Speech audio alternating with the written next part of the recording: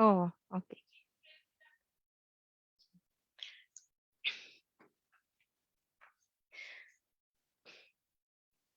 Auzubillahi minasyaitonirrajim. Bismillahirrahmanirrahim. Sirih berlipat, sirih pinang, sirih dari Pulau Mutiara. Pemanis kata selamat datang, kalimah bismillah pembuka bicara. Assalamualaikum warahmatullahi wabarakatuh dan salam sejahtera. Bertemu kembali kita dalam Bicara at Museum buat kali ketiga. Saya berharap pelayar di luar sana telah pun bersedia.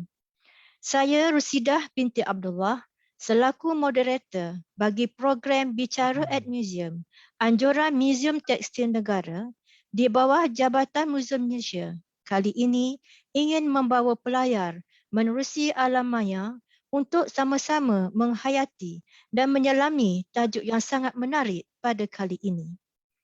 Untuk makluman anda, kita sedang bersiaran secara maya melalui Zoom meeting dan secara live menerusi Facebook rasmi Muzium Tekstil Negara. Mohon ambil perhatian, sekiranya terdapat sebarang pertanyaan, pelayar boleh mengajukan soalan menerusi ruangan chat melalui Zoom meeting dan ruangan komen di Facebook Muzium Tekstil Negara yang akan menjawab sebaik sahaja sesi perkongsian berakhir oleh panel penceramah. Untuk memulakan program ini, ingin saya memperkenalkan panel penceramah yang akan berbicara dengan tajuk Seni Bina Melayu Tradisi dalam Rekaan Tekstil, Batik dan Cetakan. Encik Muhammad Bakri bin Abdul Rahman telah Maaf ya.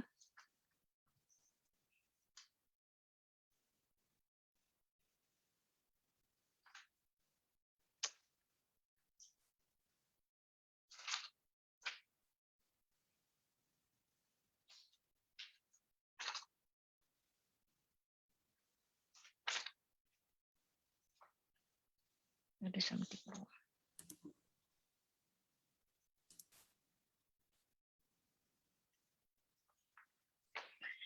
Encik Muhammad Bakri bin Abdul Rahman telah mulakan pengajian Diploma Seni Reka Tekstil di Institut Teknologi MARA pada tahun 2003, menyambung pengajian ijazah sarjana muda juga dalam Seni Reka Tekstil di UiTM pada tahun 2005 dan melanjutkan pengajian ke peringkat ijazah sarjana muda dan ijazah sarjana dalam bidang teknologi rekaan pada tahun 2010.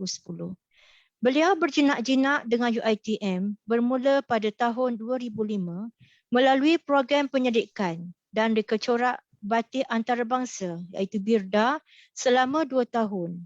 Mula menapak sebagai pensyarah muda secara kontrak di Jabatan Seni Reka Tekstil UiTM Cawangan Macang, Kelantan selama 5 tahun dan dilantikan secara sah sebagai pensyarah di Jabatan Seni Reka dan Tekstil juga selama 5 tahun.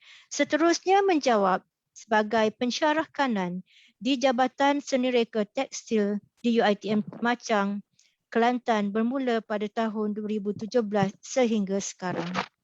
Antara pengalaman kerja yang lain adalah sebagai koordinator di Unit Media Kreatif dan Teknologi Penyelidikan Jaringan Kerjasama Industri, Komuniti dan Alumni UiTM Cawangan Macang.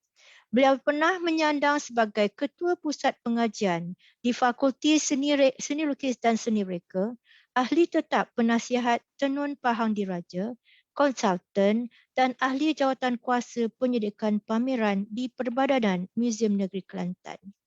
Beliau aktif dalam bidang tenunan, batik dan cetakan dan teknologi rekaan, terlibat dengan pameran di dalam dan luar negara, memenangi beberapa pertandingan songket dan batik seperti Piala Seri Indun, Piala Seri Iman dan lain-lain.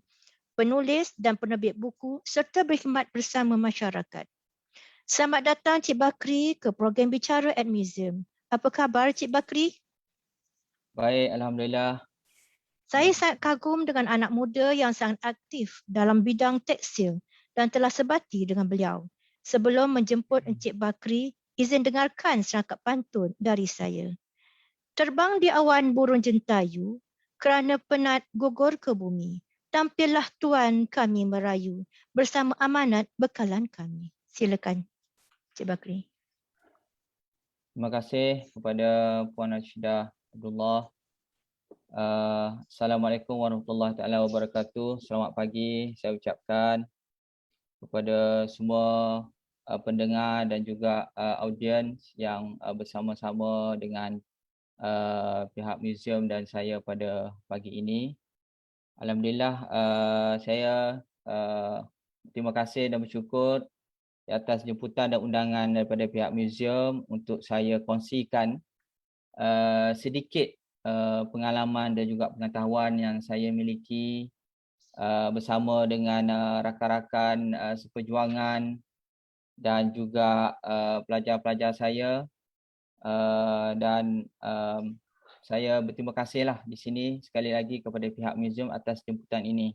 Dan saya juga berbesar hati sebagai wakil pihak UiTM khususnya di Jabatan Sekretari dan Seneca, kelompok pendidik di UiTM di Machang dan juga di Shah Alam, insya-Allah. So hari ini saya ingin kongsikan sedikit ya pengalaman dan juga pengetahuan berdasarkan kepada kajian yang telah saya dan rakan-rakan di jabatan laksanakan bersama dengan projek bersama dengan para pelajar ya dalam projek penghasilan karya-karya seni tekstil, batik, cetakan dan juga tenunan ya untuk pelajar tahun akhir. Jadi sebelum tu saya izinkan saya untuk saya kongsikan paparan slide skrin saya ya.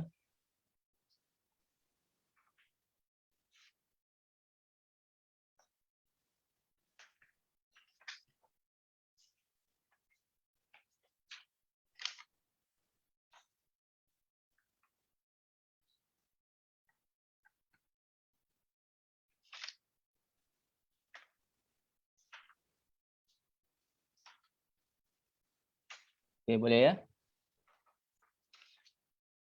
Okey, apa yang saya nak kongsikan hari ini adalah satu topik ataupun satu tajuk yang berkaitan di antara satu sama lain, iaitu seni bina Melayu, tradisi dalam rekaan tekstil batik dan juga cetakan. Ya, so ada dua perkara ataupun item seni warisan yang ingin saya sentuh pada pagi ini. Ya. Sebelum itu saya ingin kongsikan juga untuk pengetahuan audiens semua. Topik yang saya akan terangkan ini adalah sebenarnya berdasarkan kepada kajian ya, berdasarkan kepada projek kajian pelajar tahun akhir pelajar diploma Senika Tekstil di UiTM Cawangan Kelantan yang dilaksanakan kalau tak silap saya pada 2014 yang lalu ya. Projek ini sudah agak lama sebenarnya, tapi saya diberi peluang untuk berkongsi pada pagi ini, alhamdulillah, untuk pengetahuan dan juga sama-sama kita berkongsi ilmu dan juga idea yang ada. Okey, mungkin tuan-tuan dan puan-puan agak curious ya, tertanya-tanya kenapa seni bina ini menjadi topik dan apa kaitannya dengan seni reka tekstil iaitu batik dan juga cetakan ya. So di UiTM kita melaksanakan projek pelajar itu dalam 3 kategori ataupun 3 disiplin, iaitu batik, cetakan dan juga fiber art ataupun seni serat ya, atau juga tenunan ya, itu mengikut kepada projek pelajar-pelajar ya. Tapi yang saya akan sentuh adalah berkaitan dengan tekstil batik dan juga cetakan. Okey, so saya melihat isu warisan ini bukan pada batik itu sendiri, tetapi dia berkait dengan seni warisan yang lain ya, seni warisan yang lain. So warisan sejarah itu ada satu perkara yang amat penting untuk generasi yang akan datang. Walaupun sejarahnya kita kata membosankan bagi setengah pihak, ya. Tapi adalah amat penting untuk kita mengekalkan seni warisan sejarah tersebut, ya. Jadi usaha pengekalan seni warisan sejarah itu boleh dilakukan dalam pelbagai cara, dalam konteks memelihara dan juga memelihara bahan-bahan ataupun perkara-perkara yang berkaitan dengan sejarah, ya. Dan pemeliharaan warisan sejarah itu penting kerana melalui kaedah ini warisan sejarah akan dapat dikekalkan dan dijadikan bahan pengajaran untuk generasi yang akan datang sekiranya mereka berusaha untuk memahami dan mendalami sejarah di tempatan sendiri, ya. Dan sesungguhnya kita tahu bahawa pemeliharaan ini adalah satu yang amat penting. Tetapi apakah langkah-langkah yang sesuai untuk kita memelihara dan memelihara warisan sejarah, ya, isunya. Jadi saya terangkan sedikit berkaitan dengan warisan ini yang secara generalnya ia terbagi kepada dua lah, ya. Satu ialah warisan ketara, tangible heritage, dan juga satu lagi ialah warisan tak ketara, intangible heritage. So yang akan saya sentuh pada pagi ini ialah merujuk kepada warisan ketara, ya, tangible heritage dalam dua konteks, ya. Satu ialah warisan ketara secara estetik, iaitu seni bina itu sendiri, ya. Dan untuk batik ataupun cetakan itu lebih merujuk kepada warisan ketara mudah alih, ya. Dalam kategori yang sama, ya. Okey, so saya terangkan sedikit di sini, ya, berkaitan dengan tajuk dan juga pendefinisian, ya. So seni bina ini adalah satu ilmu merancang, mereka bentuk, membina bangunan, bergaya sesuatu bangunan itu direka untuk sesuatu maksud, direka bentuk dan dibina terutamanya pada zaman atau tempat tertentu. Contohnya seni bina Islam, ya. So dalam konteks hari ini saya menyentuh seni bina Melayu, ya. Dan menurut Hijaz Kasturi 1980, seni bina adalah bentuk 3 dimensi yang mempunyai fungsi dan sesuai untuk kegunaan serta mempunyai kesan pada persekitaran, ya. Konsep seni bina Melayu harus dirujuk pada seni bina yang diamalkan oleh masyarakat Kepulauan Melayu yang mempunyai teras yang sama tetapi masing-masing mempunyai ciri-ciri yang berbeza akibat daripada pengembaraan dan juga perkembangan persekitaran, geografi dan sebagainya, ya. Tapi teras itu sama, ya. Ini tulisan Farid Wardi 1983. Saya merujuk pula kepada tradisi dan juga warisan, ya. So tradisi adalah sesuatu yang diturunkan daripada generasi ke generasi atau yang diterima sebagai turun-temurun, ya, daripada seorang atau sesuatu kelompok masyarakat, ya. Itu adalah tradisi. Dan warisan kita adalah ilmu, ya, pengetahuan, pengalaman dan juga kepakaran yang ditinggalkan oleh nenek moyang atau diturunkan kepada kita melalui cara hidup, kepercayaan yang dijelmakan dan melalui objek budaya, contohnya seperti seni bina, ya, dan juga seni kraft, ya. Dan manakala untuk batik dan cetakan, ya, istilah batik ini digunakan sebagai satu istilah yang general, ya, untuk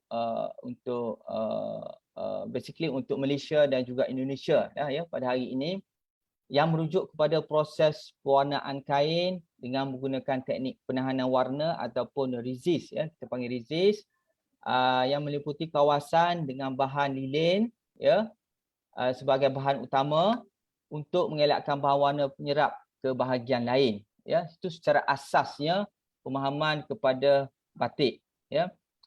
Dan kalau bercerita berkaitan dengan batik ini, saya merujuk kepada lokasi kajian, ya, oleh para pelajar saya yang kebanyakannya bertumpu kepada negeri Kelantan. So of course bila kita kata Kelantan itu memang sinonim dengan batiknya dan juga seni bina Melayu, ya. So dikatakan batik ini memang sudah bermula seawal abad 19 pada abad ke-19, ya. Dan ada catatan sejarah yang menerangkan berkaitan dengan kegiatan aktiviti batik dan juga tenunan pada satu ketika dahulu, ya. Dan saya rasa saya tidak menerangkan secara lanjut, ya, untuk definisi dan juga batik. Dan seterusnya ialah cetakan. So apa hubung kait cetakan dan juga batik, ya. Sebenarnya cetakan ini adalah satu variasi kepada tekstil tradisi itu juga, kerana cetakan ini juga asas kepada batik blok sebenarnya, ya.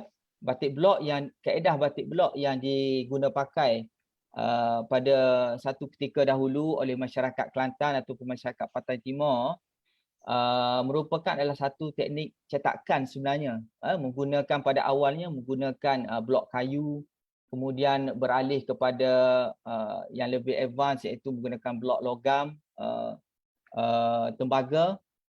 Jadi cetakan ini juga sudah berkembang, ya, sudah bertapak di Kelantan agak lama, ya, selepas daripada batik, ya.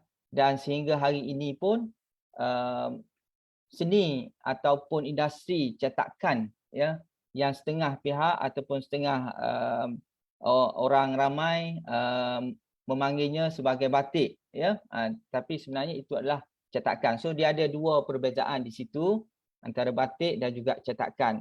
Dan untuk saya kongsikan juga dengan rakan-rakan dan juga pendengar pada pagi ini, industri cetakan pada hari ini di Kelantan sudah agak berkembang, ya, dengan adanya teknik-teknik yang baru, especially saya rujuk kepada cetakan ataupun full wax, ya.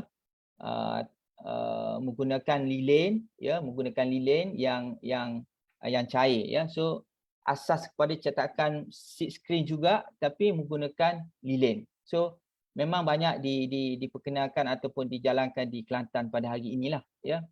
So cetakan yang saya bawakan dalam projek pelajar ini adalah asasnya adalah cetakan seat screen, ya, ataupun sutera saring, cetakan sutera saring. Okey.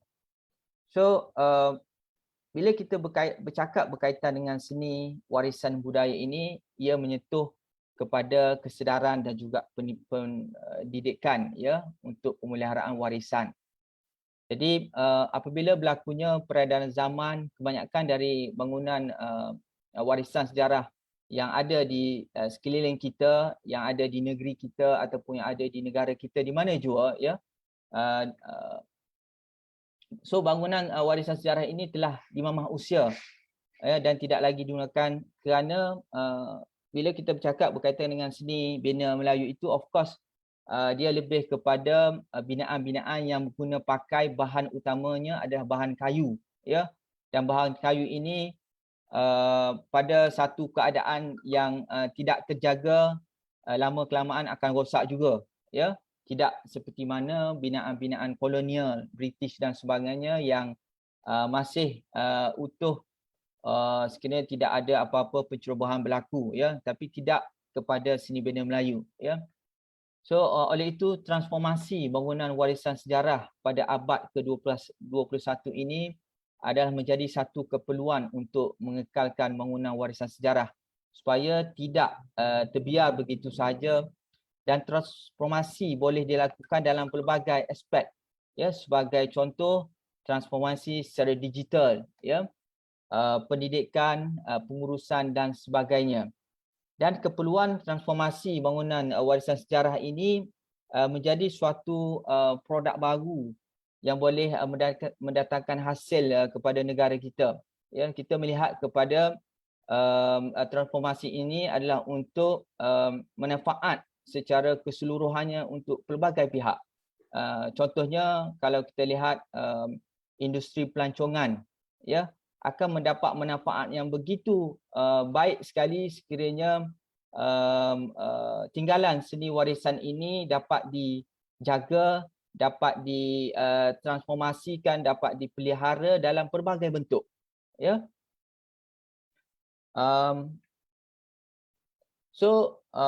Berkaitan dengan pendidikan pula, ya, pendidikan awam ini merupakan satu aktiviti asas untuk meningkatkan kefahaman dan kesedaran anggota masyarakat keseluruhannya, ya, bukan kepada certain kelompok masyarakat sahaja dalam menyahut cabaran pemeliharaan warisan ini, ya.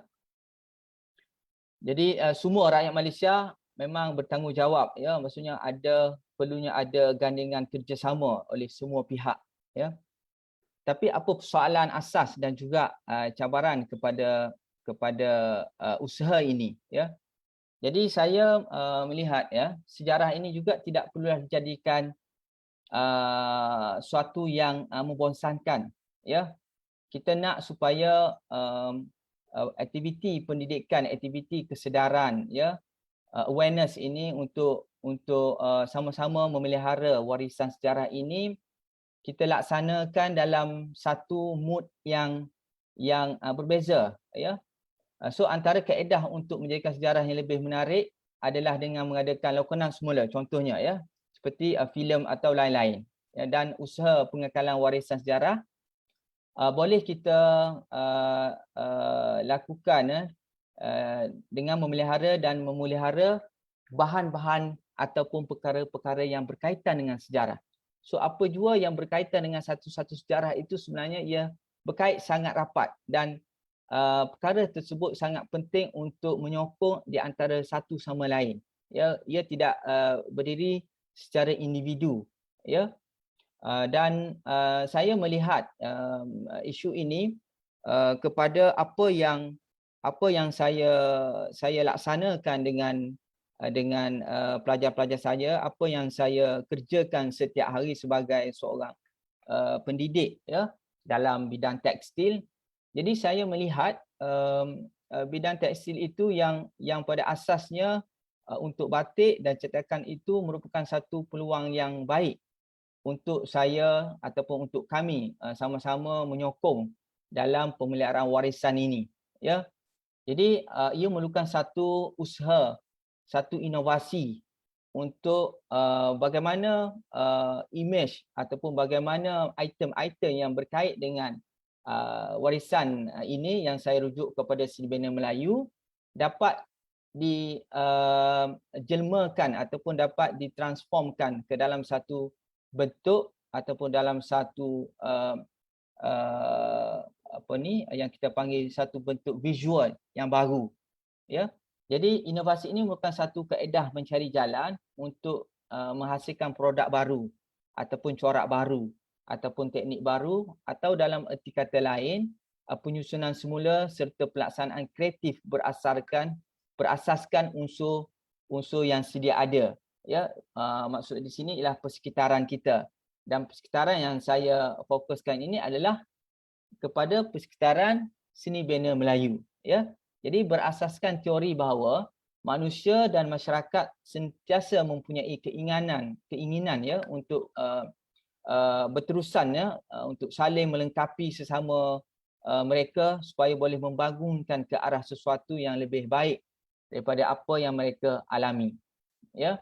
Jadi saya sertakan di sini dua contoh, ya, lukisan batik, ya, batik art oleh pelukis Malaysia, saya lupa namanya, tapi apa pun yang saya nak terangkan di sini ialah bagaimana batik itu berfungsi bukan sekadar untuk kegunaan ataupun untuk estetik sahaja, ya. Kita melihat batik berdasarkan kepada corak, warna, jenis kain dan apa kegunaan yang seterusnya. Sama ada ia akan dijadikan pakaian ataupun produk-produk lain, ya.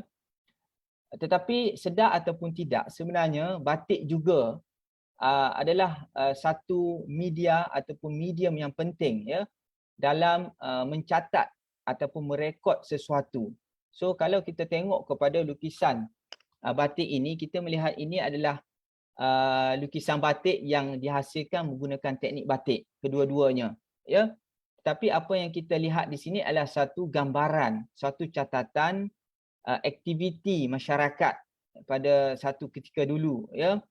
Dan juga kalau lihat di sebelah kanan tuan-tuan, kita melihat suasana kampung, adanya bangunan, adanya rumah, ya. Di sebelah kiri pula aktiviti yang jarang kita lihat pada hari ini. So secara tidak sedar sebenarnya ini adalah satu rakaman ataupun rekod kepada sejarah itu sendiri, ya. Dan begitu juga kepada seni batik yang lain, ya, seni batik yang lain. Jadi kenapa tidak kami memilih ataupun melihat usaha untuk pemeliharaan ini dapat kita terjemahkan dalam seni reka batik yang dalam kurikulum di UiTM, ya.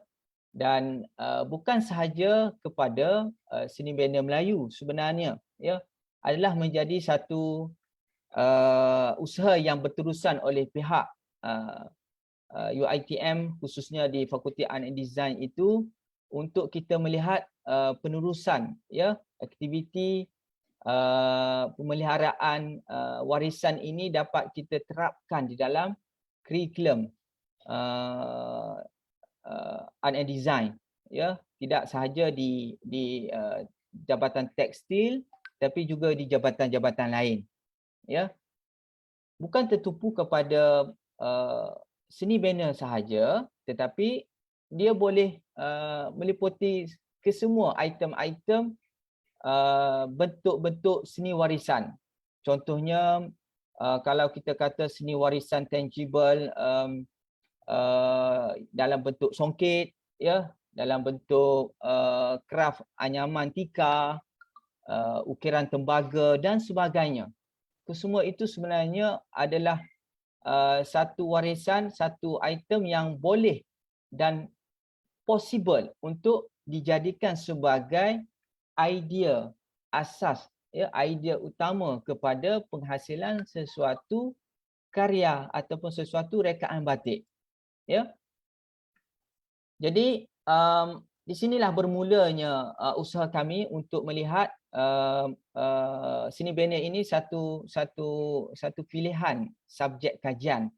Pun begitu kaedah kajian dan juga pemilihan item-item budaya ini memang setiap tahun kami di Jabatan Seni Reka Tekstil khususnya memang memilih, ya, pelbagai tema, ya, pelbagai tema yang berlainan setiap semester untuk dijadikan sebagai projek pelajar, ya.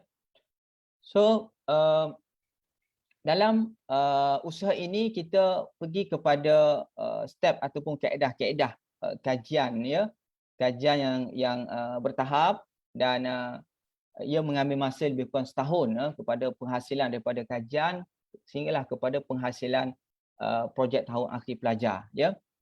Jadi di sini saya kongsikan ada dua bangunan yang menjadi ikonik, ya, ikonografi kepada negeri Kelantan, iaitu satunya ialah Istana Jahar, ya, yang berada di Kota Baru, dan satu lagi ialah Masjid Tua Kampung Laut, ya.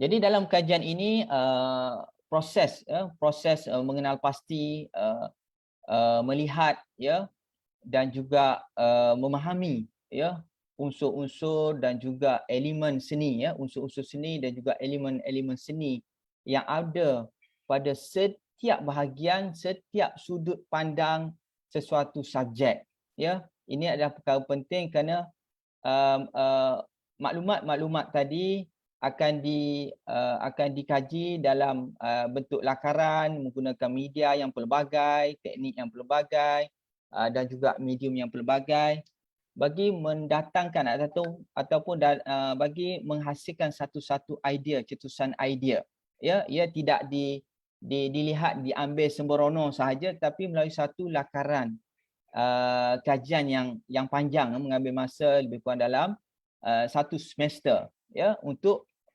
kajian visual sahaja, ya. So ini contoh-contoh lah, ini contoh-contoh yang telah dibuat oleh pelajar saya, meliputi semua ruang sudut bangunan tersebut, baik di luar, baik di dalam, pintunya, tangganya, bumbung, ya, pagar, ukiran-ukiran yang ada. Malahan kalau dilihat di satu sudut sebelah kiri atas, ya, itu adalah gambaran ataupun pandangan daripada bahagian dalam ke atas yang menampakkan struktur, ya, struktur bumbung. So siapa tahu, ya, siapa sangka struktur bumbung itu yang mungkin kita tidak terfikir boleh dijadikan sebagai idea ataupun dijadikan sebagai cetusan ilham untuk menghasilkan satu-satu rekaan. Dan proses ini sebenarnya sudah lama berlaku dalam penghasilan mana-mana item kebudayaan seni warisan visual. Ya, kita melihat bagaimana orang zaman dahulu melihat persekitaran yang khususnya kepada alam semula jadi sebagai satu ilham untuk penghasilan apa jua bahan ataupun apa jua produk craft. Ya, so dalam konteks ini pelajar-pelajar saya ini menggunakan kaedah yang konvensional untuk mencatat, merekod, ya, dalam bentuk lakaran, ya, bagi mendapatkan satu-satu idea. Ya, ini juga hasil lakaran daripada bangunan-bangunan tersebut, ya, pagar dan juga ukiran yang pelbagai jenis, ada ukiran tembus-tembus, ada ukiran bersilat, ya, dan ini juga, ya. Okey, so daripada kajian, ya, daripada pemerhatian, pemahaman dari sudut aspek garisan, bentuk, rupa, ya, tekstur dan sebagainya. Pemahaman-pemahaman itu dibuat dan dikutip melalui lakaran-lakaran dan seterusnya dibawa kepada satu garapan idea motif, ya, garapan idea motif yang kita melihat sekarang ini. Saya nak share juga, kita melihat sekarang ini, kalau sebut motif, kita biasanya cenderung melihat kepada bunga-bungaan. Motif itu bunga-bungaan, dan sebenarnya motif dalam tekstil itu tidak hanya bunga-bungaan, ya. Kalau di Kelantan, memang kita kata dalam dialeknya, kita kata satu-satu reka corak motifnya kita panggil bunga, ya. Orang Kelantan panggil bunga. So bunga itu merujuk kepada reka corak dan juga motif.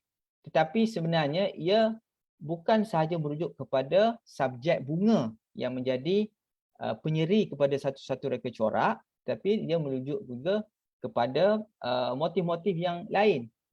Cuma sekarang ini disebabkan kedatangan Islam dan juga pengaruh Islam itu terlalu kuat dan menjadi pegangan masyarakat Kelantan ataupun masyarakat Pantai Timur, khususnya Melayu, maka motif-motif yang pada dahulunya sangat terkait dengan motif haiwan ataupun zoomorphic motif, ya, lama kelamaan motif-motif tadi hilang. Yang kekal adalah variasi dan juga perkembangan motif-motif tempatan, iaitu bunga-bungaan dan juga tumbuhan-tumbuhan tempatan sebagai idea utama, ya, pada satu ketika.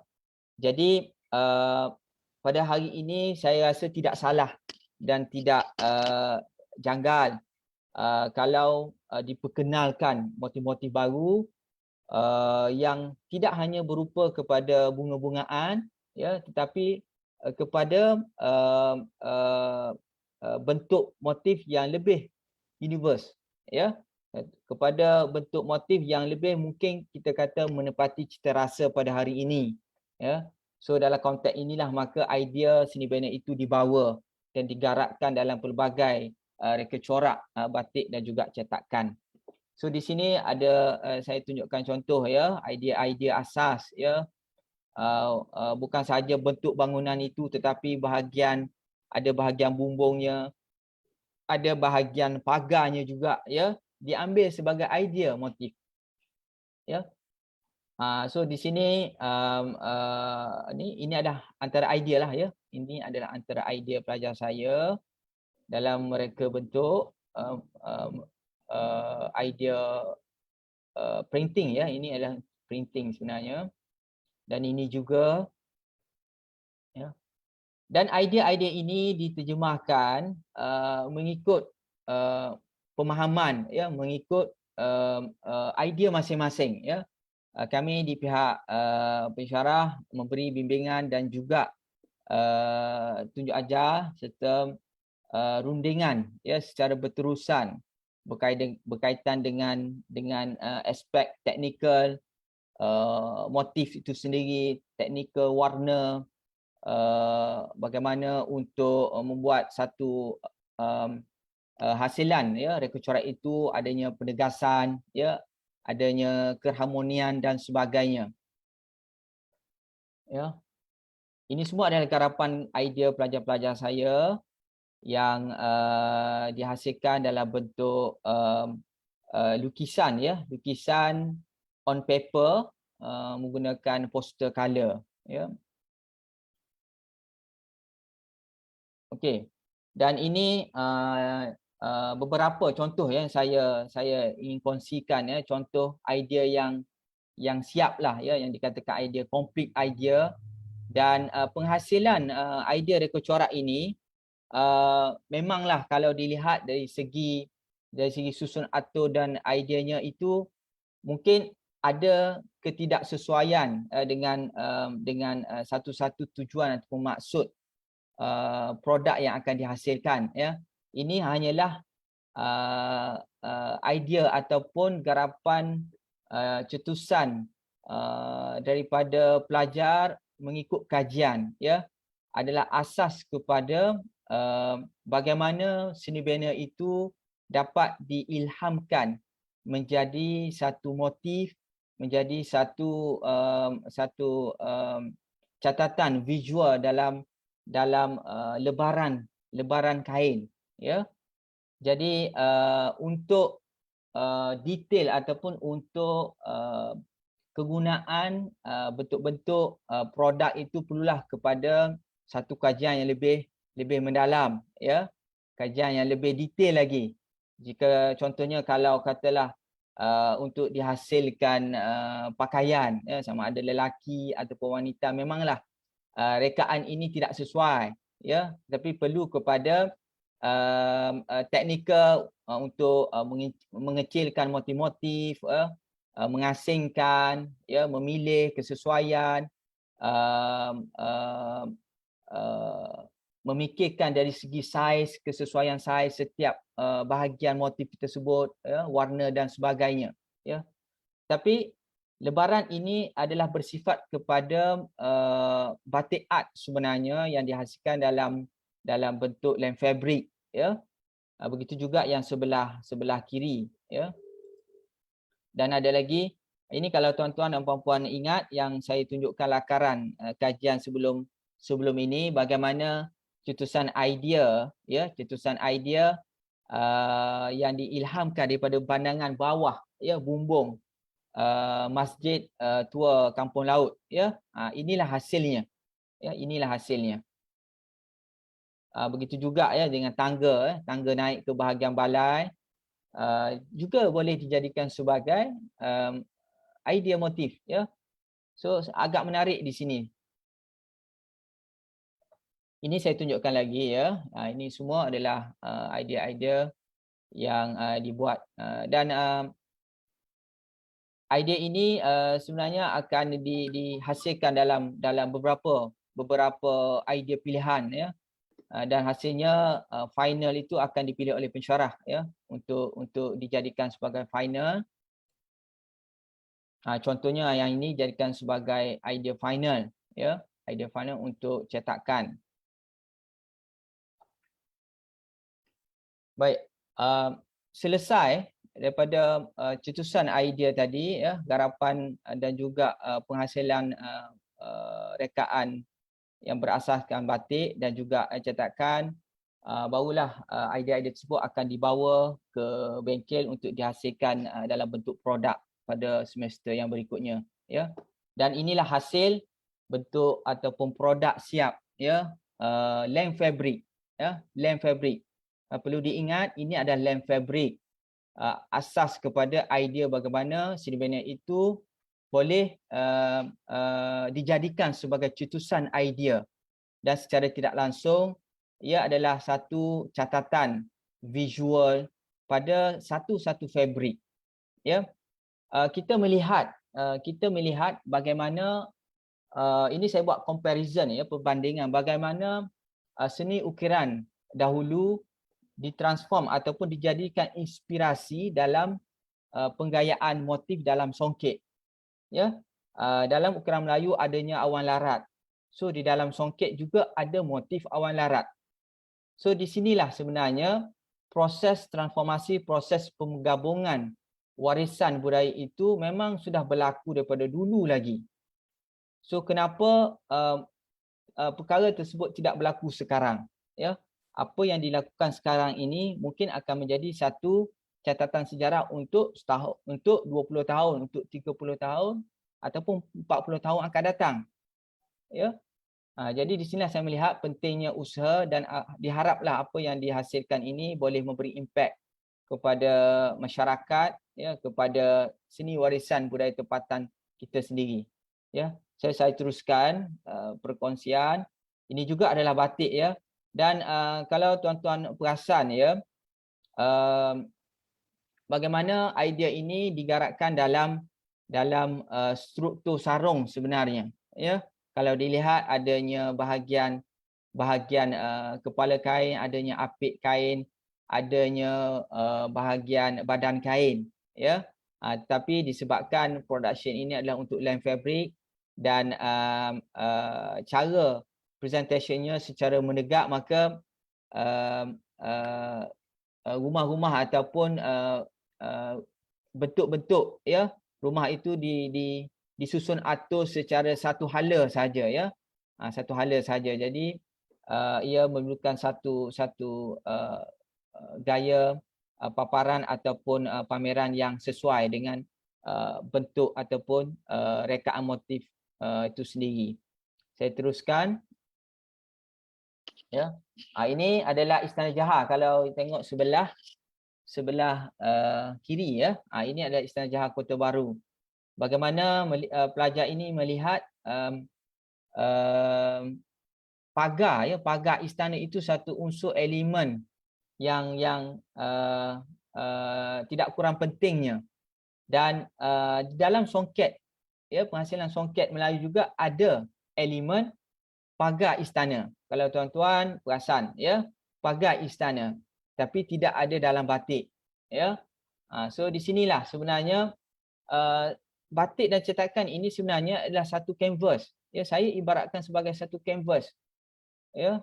Begitu juga dengan seni ukiran yang pada asalnya hanyalah kayu, sebatang kayu ataupun sekeping papan saja, ya. Dan bagaimana daripada sekeping papan itu dicorak dan dilakar menjadi diukir dan menjadi ukiran. Begitu juga kain yang polos, yang kosong ini, sama ada kain sutra, kain cotton dan sebagainya, yang pada asalnya kosong itu dicorak, dilakar dan diwarna. So itu semua adalah satu catatan, ya, yang saya rasa penting untuk semua pihak melihat usaha penghasilan batik ini bukan sahaja semata-mata untuk estetika, bukan sahaja semata-mata untuk penjanaan ekonomi, ya, tetapi ia sebagai satu catatan, sebagai satu bahan promosi, ya, satu bahan satu media untuk pengekalan satu warisan, ya. So saya teruskan lagi. Ini banyak menerapkan ukiran, ya, menerapkan elemen-elemen ukiran, pola-pola ukiran yang ada pada rumah, ya. Sebenarnya ini adalah, kalau tak silap saya, adalah masjid, ya. Adalah masjid di Jetih, ya, masjid Jetih, masjid baru, tetapi ukiran seni bina itu adalah berasaskan seni bina Melayu, ya. Okey, seterusnya cuba lihat di bahagian sebelah kiri ya. Ini adalah hasil cetakan ya, bagaimana bumbung-bumbung rumah disusun secara berturutan, secara berulangan ya, secara berulangan, dan manakala tiang ya, tiang pada rumah itu juga dijadikan sebagai motif disusun, dan asasnya adalah ukiran ya, yang di-stylizekan ya, di-stylizekan untuk kesesuaian rekaan. Sebelah kanan juga ya, kalau dilihat motif yang berwarna hijau ya, seolah-olah bunga, itu sebenarnya adalah idea daripada buah gutung ya, buah gutung yang diambil yang satu itu yang berada pada bumbung ya, bumbung, kemudian disusun atur, dibentuk sedemikian rupa membentuk satu seolah-olah kelopak bunga ya. So agak menarik di situ, di samping tekstur dan juga corak-corak yang ada pada dinding binaan ya. Tak kurang ya, kesan visual itu dapat kita lihat bagaimana idea daripada tebal layar juga dijadikan sebagai idea motif ya. Okey. Ini ada satu hasil lagi ya, iaitu rumah, ini kata silap saya rumah lama di Negeri Sembilan ya. Penggabungan antara bentuk dan rupa binaan rumah, struktur binaan daripada bahagian dalam dan juga bahagian dinding ya, dinding-dinding, serta ukiran-ukiran yang terdapat pada binaan rumah tersebut. So dikaratkan dalam satu idea begini ya.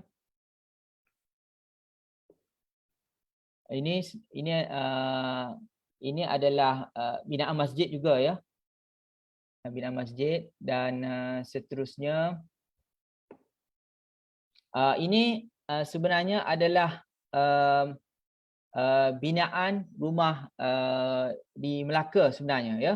Kalau tuan-tuan perasan bagaimana idea tangga rumah Melaka itu dijadikan sebagai inspirasi kepada idea motif utama dia ya. Tangga yang begitu sinonim ya, ikonik rumah Melaka.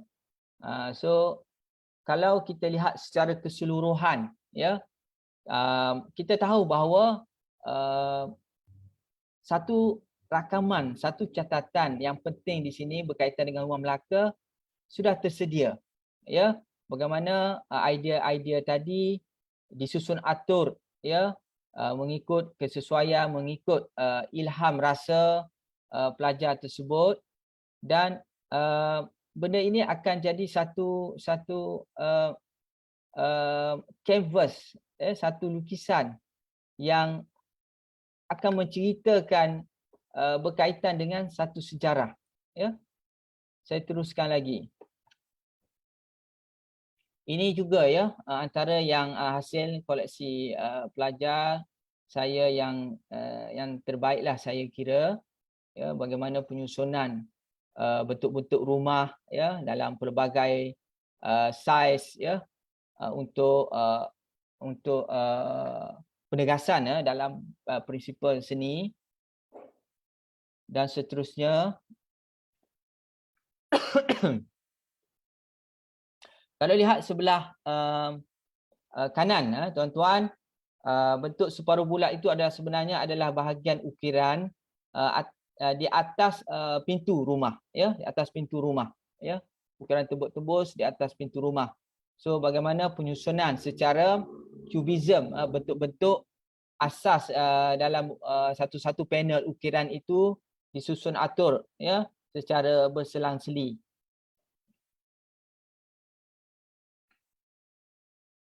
So seterusnya apa yang berlaku kepada idea tadi ya, apa yang berlaku kepada idea tadi, kami di Jabatan Syarikat Tekstil khususnya melihat idea-idea yang begitu indah ya, idea-idea yang begitu bermakna tadi tidak hanya sekadar selesai di atas permukaan kain sahaja, tetapi sebagai penerus kepada penghasilan tadi, kepada usaha mempromosikan, memelihara warisan tadi, maka banyaklah aktiviti-aktiviti yang kita adakan yang sempat saya bawa khusus untuk projek ini dalam beberapa program ya, seperti lalu saya kongsikan.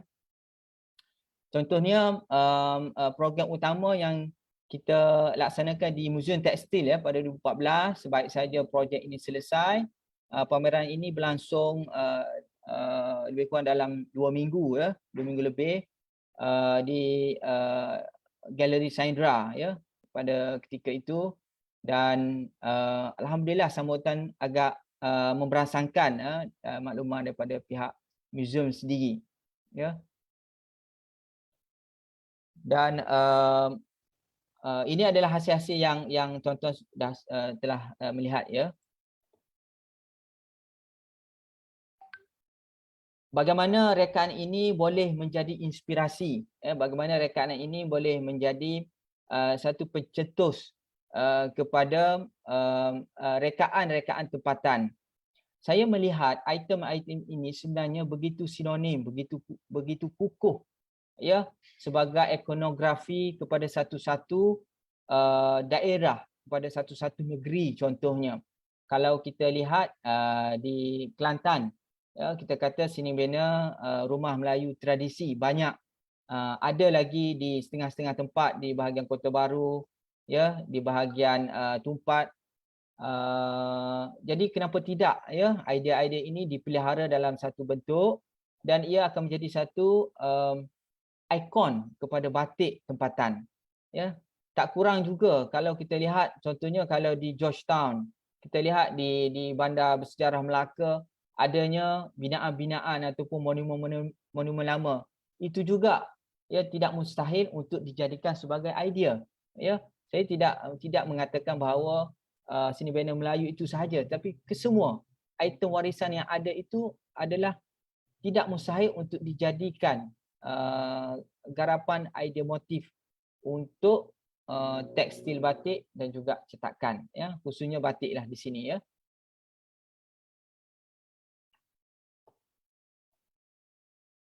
Okey, so bagaimana peragaan ini digayakan oleh model-model ini juga adalah daripada pelajar saya sendiri ya.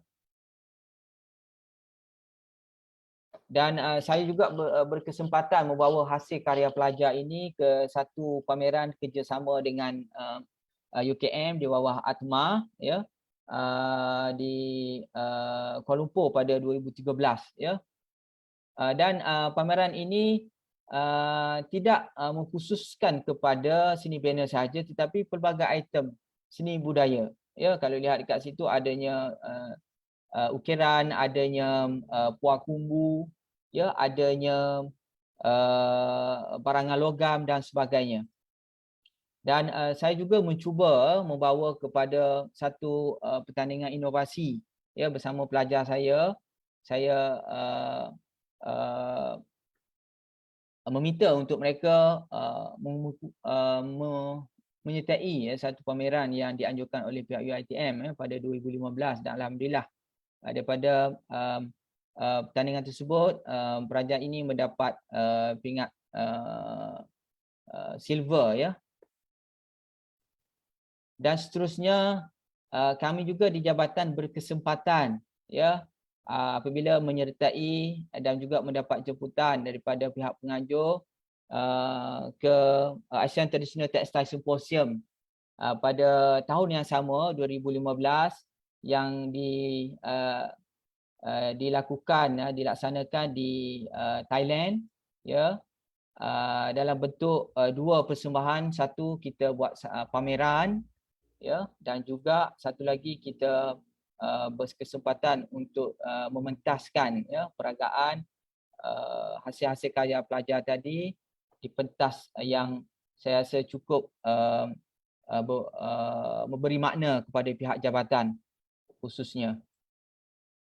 Jadi kesimpulan saya ya, warisan budaya harus kita kekalkan ya, kerana ia ada satu pelamangan dan juga mencerminkan identiti sesebuah negara bangsa. Ya, tamadun sesuatu bangsa biasa kita dapat lihat pada seni warisan budayanya. Warisan budaya ini seharusnya perlu dikekalkan demi kesinambungan tamadun. Ya, melalui warisan budaya kita akan mengetahui asal usul kita, jatuh bangun atau maju mundur, susul galut sesuatu tamadun bangsa itu yang terdahulu dapat dijadikan pengajaran untuk masyarakat pada masa akan datang, ya, dan juga masyarakat kini. Amalan warisan budaya melambangkan sikap majmuk masyarakatnya. Rakyat majmuk di Malaysia kaya dengan nilai murni serta saling hormat menghormati. Ya. So saya kira dengan berakhirnya kesimpulan saya tadi, maka berakhirlah sesi perkongsian saya, dan sekiranya ada masa lagi, Puan Moderator. Saya, okey. Terima kasih ada masa lagi? Masih lagi? Jika Ada nak masa lagi? teruskan, Okey. ya.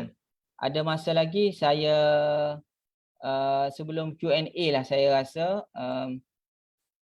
saya kongsikan satu catatan ataupun rakaman apa nama itu pesanan daripada arwah pensyarah saya lah, arwah Profesor Sulaiman Ghani, ya, pada program dalam satu program yang dijalankan di UiTM Chuang Kelantan pada 2014, ya. So beliau berkata seniman batik memperjuangkan agar batik bukan hanya satu cerita sejarah. Batik bukan hanya sekadar teknik atau hanya satu helaian tekstil, tetapi juga satu perjuangan agar batik menjadi satu khazanah tradisional negara dan terus menjadi sebahagian daripada kehidupan kita sehari-harian. Ya. Batik adalah gambaran budaya, gambaran kreativiti dan gambaran cita rasa masyarakat. Kita semua harus berganding bahu, berusaha membina mewujudkan jambatan budaya yang menghubungkan waktu serta meneruskan kesinambungan daya kreativiti masyarakat dahulu hingga kini. Masyarakat berwawasan adalah perjuangan budaya. Usaha-usaha murni ini bukan hanya menyediakan landasan di dalam menyatukan pencipta budaya khususnya batik, tetapi juga berusaha mewujudkan kesedaran agar batik terus menjadi sebahagian daripada kehidupan kita seharian, berterusan selama-lamanya. Hanya melalui kesedaran ini akan timbul rasa tanggungjawab untuk meletakkan batik ke tahap yang terbaik. Dan adalah menjadi harapan UiTM dan juga agensi-agensi kerajaan yang berkaitan, ya, untuk mewujudkan landasan perkongsian ilmu warisan demi menjaga dan memelihara maruah bangsa satu Malaysia. Semoga usaha murni ini direstui dan perjuangan ini dihargai. Semoga perjuangan ini berterusan tanpa sepadan. So apa yang saya kongsikan ini, itulah yang ada dalam pesanannya, ya. Dan pada seminar kearifan tempatan Muzium Terengganu, ya, pesanan terakhirnya adalah berbunyi, perjuangan seni adalah satu amanah, satu tanggungjawab dan ia juga merupakan satu pengorbanan. Kerjasama kita hari ini adalah satu perjuangan bagi mewujudkan kesedaran kepada masyarakat Malaysia tentang perlunya kita bersama-sama memikul tanggungjawab di dalam memartabatkan seni warisan terus kekal segar seiring peredaran zaman. Sekian, terima kasih. Saya kira berakhirlah perkongsian saya pada pagi ini. Saya serahkan kepada moderator. Terima kasih. Terima kasih Cik Bakri.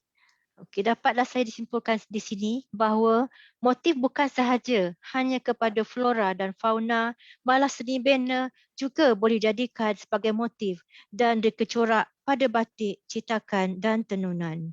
Sungguh unik idea dan pandangan yang diberi. Bukan sahaja benda bernyawa yang menjadi taruhan, malah bahan tidak bernyawa seperti seni bina juga boleh dijadikan bahan sebagai motif yang boleh diterjemahkan ke atas kain.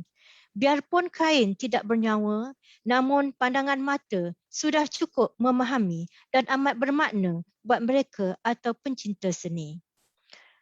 Jika penonton ada soalan, sila tinggalkan persoalan di ruangan komen Facebook agar pembentang dapat menjawab terus dan jika tidak berkesempatan akan menjawab selepas tamat program. Di sini saya ada beberapa soalannya daripada pelayar. Yang pertama adalah daripada Encik Farid Abdullah daripada Zoom Meeting. Soalan pertama, bagaimana meningkatkan minat terhadap batik bagi generasi X, generasi Z di digital saat ini? Okey, terima kasih kepada, saya kira Bapak Farid daripada Bandung saya rasa.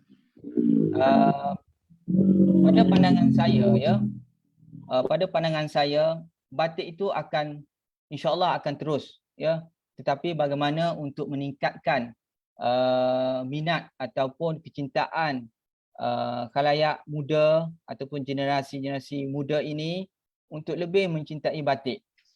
Di sinilah saya ingin tegaskan bahawa suatu usaha ataupun perubahan daripada kelaziman rekaan-rekaan tradisi itu perlulah diubah sesuai ya, sesuai dengan citarasa masa kini. Dan perubahan ini juga tidak menjurus kepada rekaan ataupun reka corak batik, tetapi ia juga disesuaikan dengan finishing product. So bagaimana batik itu dijelmakan dalam produk-produk masa kini. Kalau hari ini kita bertanya anak muda ya, kepada anak muda perempuan contohnya, berapa ramai yang boleh memakai kain batik sarung? So saya rasa jawapannya tidak. Malah untuk memakai kain batik sarung itu juga tidak pandai. So bagaimana permintaan untuk batik sarung itu akan bertambah, akan berterusan kalau ramai anak muda pada hari ini tidak meminati batik sarung kerana tidak, pada mereka ia tidak menjadi satu keperluan. Mereka itu lebih senang menggunakan produk-produk yang up to date, yang masa kini. Jadi saya rasa tidak salah kalau imej-imej, kalau rekaan ataupun corak-corak tertentu dapat dijelmakan dalam bentuk ataupun dalam teknik batik. So kita melihat apabila adanya minat satu-satu kelompok, contohnya kalau kata remaja, muda remaja ini meminat satu item apa nama tu yang lebih masa kini, bukan kata rumah tradisi, tetapi contohnya game ya, ataupun item ataupun simbol-simbol yang ada dalam gadget ya, semua itu possible ataupun tidak mustahil untuk digarapkan, untuk dijadikan idea ya. Yang dijemakan itu adalah menggunakan media dan juga teknik batik. So saya rasa dengan adanya penjemaan tersebut, idea-idea itu yang dihasilkan mungkin oleh pelbagai pihak, saya rasa seterusnya akan memberi impak kepada industri batik tempatan itu sendiri. Secara tidak langsungnya penerusan kepada industri batik itu untuk terus sustain ya, untuk masa-masa akan datang. Itu pandangan saya. Terima kasih. Untuk soalan kedua daripada Cik Farid juga, iaitu bagaimana inovasi kraf batik menghadapi society 5 di dunia? Okey.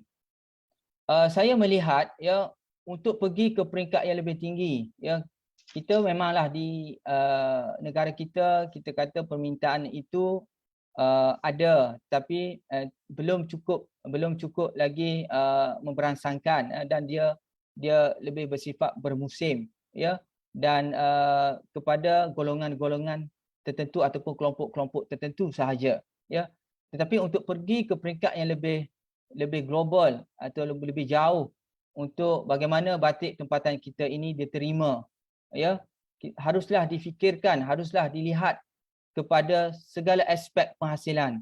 Ya, saya percaya masyarakat dunia ataupun masyarakat luar, mereka itu sangat menghargai, ya, sangat terdidik dengan penghargaan kepada sesuatu seni warisan.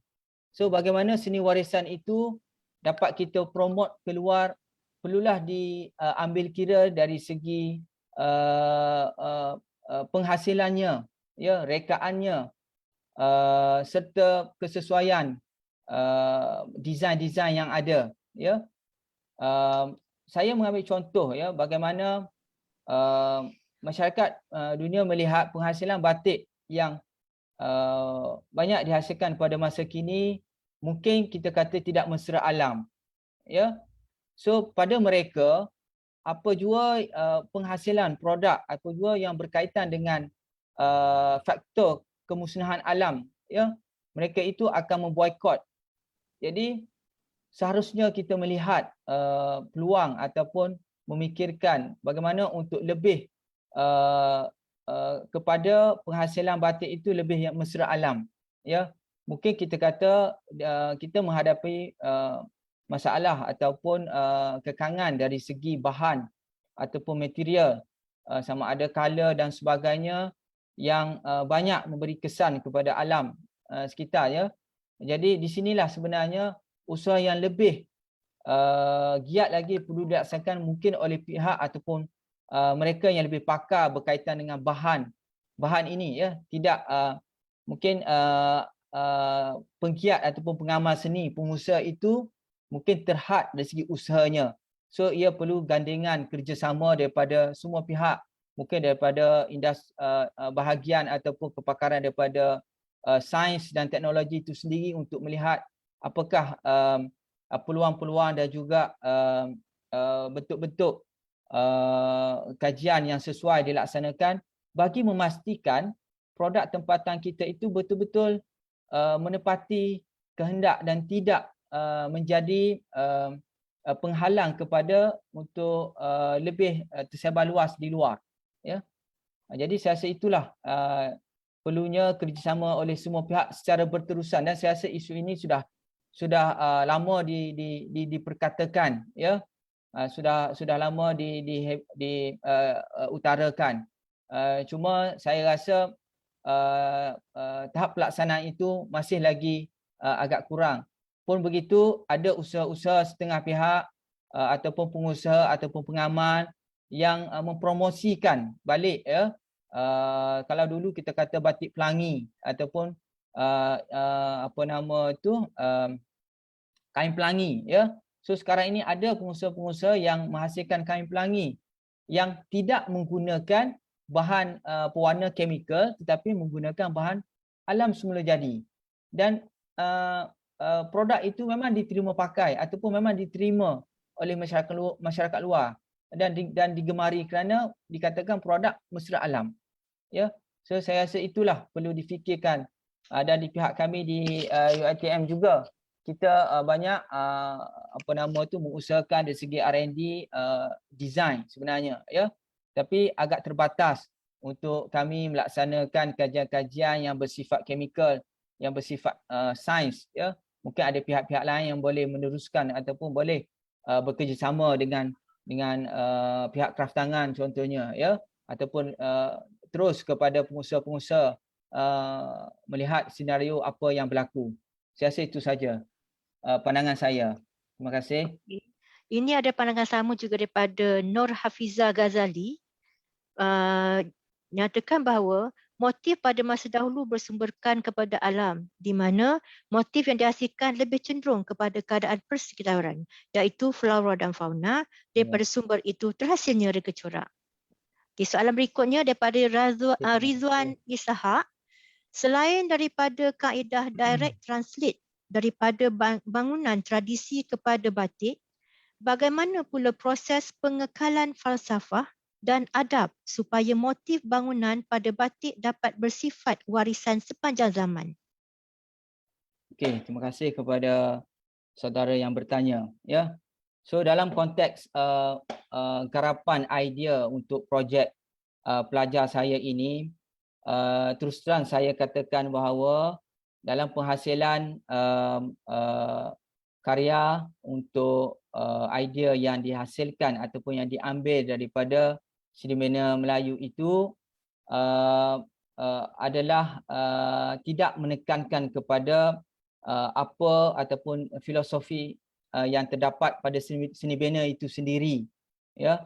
Dan pemahaman sebenarnya pemahaman dan juga falsafah itu sebenarnya adalah agak subjektif juga, ya, untuk projek ini. Jadi terpulanglah kepada pihak audien.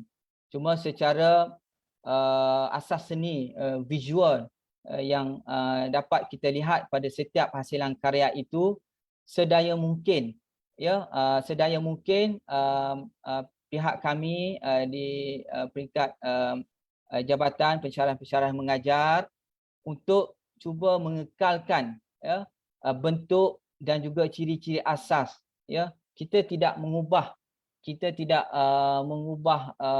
apa nama tu, ciri-ciri asas, contohnya ukiran itu secara total, ya. Pengubahan ataupun ubah suai yang secara minima itu perlulah kita lakukan untuk kesesuaian rekaan. Tapi untuk memastikan ikonografi itu tidak terhapus, ya, maksudnya bila kita melihat satu-satu penghasilan karya, kita dapat kenal pasti elemen-elemen ataupun ciri-ciri bangunan itu melalui fizikal, melalui lakaran yang dihasilkan, ya. So itulah antara yang kita amalkan, kita laksanakan. Tapi untuk falsafah itu mungkin ia dibawa, ya, ia dibawa ataupun ia dikongsi dengan apa yang ada pada falsafah seni bina itu sendiri, ya. Itu jawapan saya. Terima kasih. Okey, untuk soalan seterusnya tak bernama, reka corak yang dihasilkan amat cantik dan menarik. Tetapi bagaimana peletakan corak dapat disesuaikan dengan pakaian? Kerana jika corak yang tidak tersusun, amat sukar untuk dijahit sebagai pakaian. Betul. Terima kasih kepada yang bertanya. Seperti yang saya sudah maklumkan tadi, garapan idea itu adalah satu garapan cetusan idea untuk bagaimana satu subjek yang bersifat besar, yang bersifat statik, kita dapat kompres, kita dapat kecilkan, kita dapat stylizekan ke dalam satu rekaan tekstil batik, ya. Tetapi untuk kesesuaian itu perlulah melihat kepada apa tujuan batik tadi dihasilkan, ya. Perlu ada organisation ataupun perlu ada arrangement balik, ya. Setiap bahagian, setiap motif-motif, setiap unsur-unsur yang dijadikan elemen motif dalam rekaan tadi kepada kesesuaian bentuk produk yang nak dihasilkan. Contohnya, ya, kalau kata tadi untuk pakaian, so tidak sesuai. Sekiranya kita ambil ataupun ilhamkan bentuk rumah directly dan letakkan di mana-mana bahagian tanpa memikirkan sudut letaknya, tanpa memikirkan kesesuaian saiznya, ya, tanpa memikirkan kesesuaian warnanya, ya. Jadi di situlah perlu ada penerusan kajian, ya. Penerusan kajian maksudnya kesesuaian dengan produk yang kita kata disesuaikan dengan reka corak itu sendiri, ya. Itu saja. Terima kasih. Okey, soalan terakhir. Terdapat dua reka corak yang berasaskan struktur batik sarung. Tetapi peletakan corak adalah ke arah melintang ataupun menaik. Jika dipakai akan jadi pelik lah, maknanya kan gitu. Tetapi tidak menjadi kesalahan jika dijadikan sebagai hiasan dinding dan sebagainya. Itu soalan ke? Itu macam soalan juga kot. Ya. Saya juga terangkan tadi, ya. Saya juga terangkan tadi. Garapan idea tadi ada pelajar yang cuba mengekalkan identiti bukan saja teknik batik tetapi identiti struktur sarungnya, ya. So ada pelajar yang menyusun atau mereka letak idea motif mereka itu dalam keadaan menegak. So kalau dilihat kepada struktur sarung itu memanglah tidak sesuai kerana pakaian sarung itu dipakai secara melintang. Jadi of course akan melihat kepada bentuk rumah tadi yang akan nampak seolah-olah terbalik. Ya. Jadi itu juga memerlukan kepada arrangement idea motif yang sesuai dengan produk sarung itu sendiri. Okey. Okey, terima kasih. Itu saja rasanya soalan yang diterima. Ucapan terima kasih kepada pembentang kerana sudi berkongsi ilmu dari pengalaman kepada kita semua. Terima kasih juga kepada para pelayar yang hadir bersama secara maya bagi program ini. Untuk makluman juga, terdapat 2 lagi program yang akan dilaksanakan oleh Muzium Tekstil Negara iaitu bicara at muzium bertajuk Keunikan Citra Budaya Melayu Kain Pucuk Potong pada 12 Oktober 2021 jam 10 pagi hingga 11 pagi dan kursus asas jahitan baju kurung pada 26 Oktober 2021 pada jam 10 hingga 12 tengah hari. Untuk lebih terperinci, mohon penonton layari laman sesawang JMM atau Jabatan Muzium Malaysia dan media sosial di mana poster dipaparkan. Sebelum melabuhkan tirai serangkap pantun dari saya, pohon berangan tempat bertemu, girangnya rasa si anak dara. Baliklah tuan membawa ilmu, binalah bangsa, bangunkan negara. Teruskan kesetiaan anda dengan menonton program permuziman yang kami bawakan. Akhir kata kami tinggalkan anda. #kita jaga kita. #muzium kita, tamadun kita. Sekian, terima kasih. Wassalamualaikum warahmatullahi wabarakatuh. Waalaikumsalam warahmatullahi wabarakatuh.